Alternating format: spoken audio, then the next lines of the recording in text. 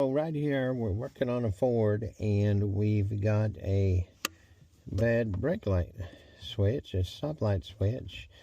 As you can see, it just twists to come out, and then you reach up here and release the tab, and you can take this out.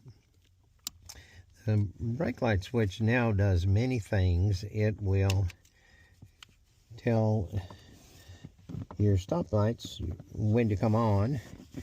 It tells the cruise to stop, and in this particular case, it also works in conjunction with the hill assist. So if you step on your brakes and you're on a slight incline, it will hold them until you press your gas pedal. So there's many things that this does, and to install it, you